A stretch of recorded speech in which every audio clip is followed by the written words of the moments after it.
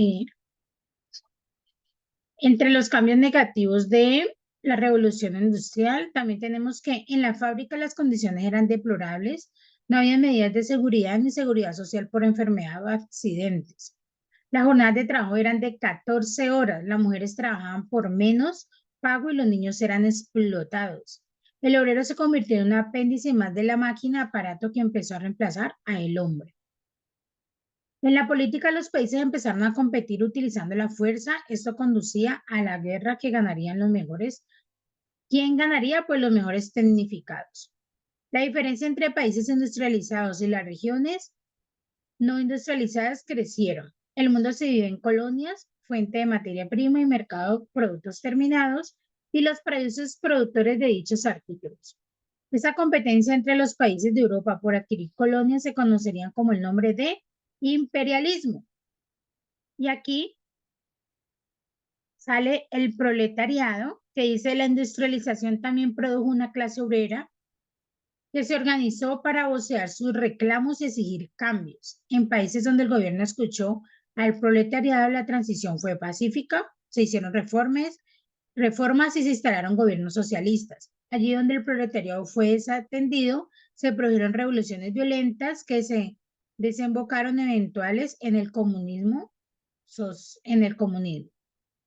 Y vamos a leer lo del socialismo. Ayúdeme a leer, Dana. Socialismo. En el siglo XIX, ¿sí? Sí. En el siglo XIX surgió un nuevo movimiento político llamado socialismo, como respuesta a la ideología individualista capitalista de sálvese quien pueda. Sus pensadores se conocían como sociales utópicos, buscaban una redistribución de propiedades y riquezas y rechazo a la pobreza y desigualdad. ¿Qué? Abolición Abolición.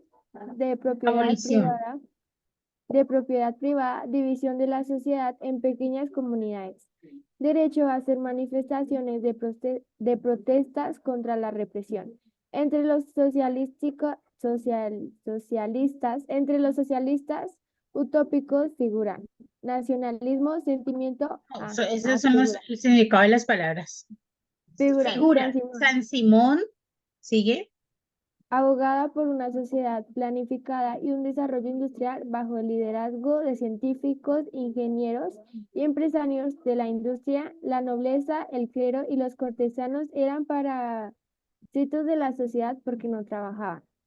Charles Fourier impulsó la recreación de pequeñas unidades o comunidades donde cada cual trabajaría en lo que más le gustaba según sus inclinaciones naturales.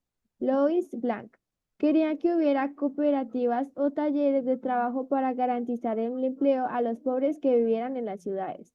Robert Owen, padre del cooperativismo, pagaba altos salarios, redujo la jornada laboral, montó comisarios especiales que vendían los artículos básicos por los trabajos a precios reducidos. Proudhon insistía en la organización local bajo la iniciativa de los mismos trabajadores en lo que llamó el sistema mutualista para defender intereses de obreros. ¿Sigo, profe? ¿O ahí? Listo. Véngate. Sigue ahí, Sofía, porfa. ¿Hasta dónde, profe? Hasta justas. Vale. El movimiento liderado por el ruso Bakunin se llamó anarquismo porque querían acabar con el gobierno por medios violentos, terrorismo y asesinato.